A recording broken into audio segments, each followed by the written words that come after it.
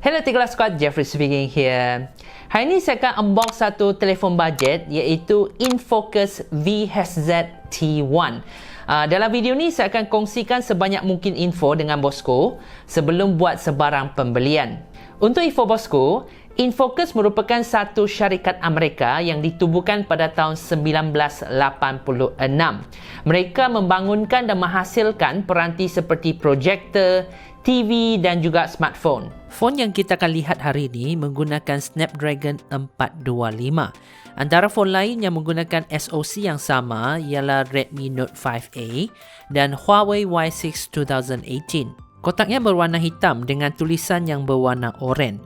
Bahagian depan dan sisi ada nama model phone ini, manakala bahagian belakang ada spesifikasinya. Di dalam kotak, ia ada charging stand yang nampak elegan, charger 10W dan TPU case yang lut sinar. Namun, InFocus tidak bagi kabel pengecas. Ada satu saja variasi untuk phone ini dan harganya adalah sekitar RM169 Malaysia. Nanti saya akan letak link di bahagian komen video ini. Phone ini sangat ringan, iaitu sekitar 150 gram. Dari segi bahan binaan, saya tak pasti sama ada skrin depannya ialah kaca atau plastik. Protection untuk skrin depan juga tidak diketahui. Seterusnya, mari kita lihat pada bahagian belakang dan frame. Kedua-duanya diperbuat daripada plastik. Di sebelah kanan ada butang kuasa dan pelaras suara. Di sebelah kiri ada slot card. Di sebelah bawah ada mikrofon dan lubang micro USB.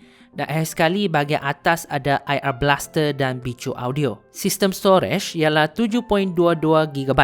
Jadi bosku ada 8.78GB untuk digunakan. Untuk slot card, ia boleh muat 1 nano SIM sahaja.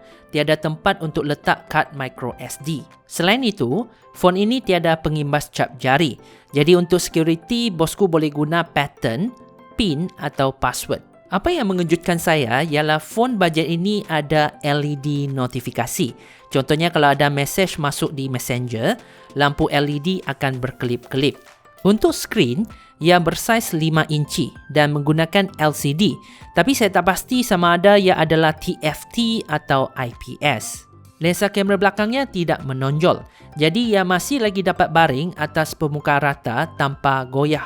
Kamera belakangnya hanya ada satu, iaitu 8 megapiksel dengan aperture 2.4.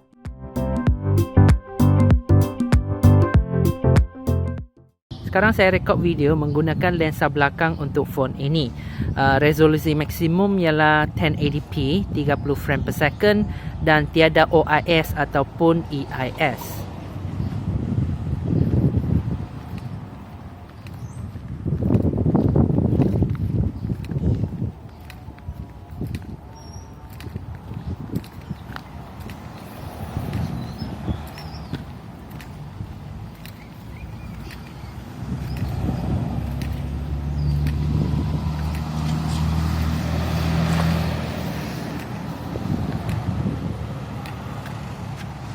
Malangnya phone ini tiada kamera depan. Kalau bosku suka selfie, jangan beli phone ini. Walaupun phone ini berada dalam kategori bajet, ia masih lagi boleh sokong Google Camera.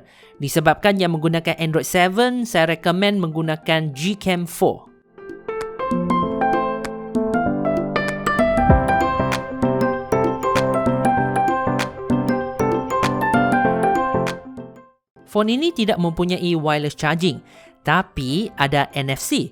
Untuk info bosku, hampir ke semua phone bajet yang saya ulas sebelum ni tidak mempunyai NFC. Bluetooth yang digunakan adalah versi lama iaitu 4.1. Untuk OS, phone ini masih lagi menggunakan Android 7 Nougat, tapi tiada third party UI di atasnya. Jadi pengalaman guna phone ni macam stok Android tanpa sebarang bloatware. Seterusnya kita akan lihat pada keputusan benchmark.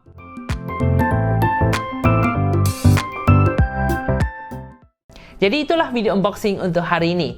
Kalau bosku masih baru di channel Tegila, jangan lupa subscribe and I'll see you guys in the next video. Ciao!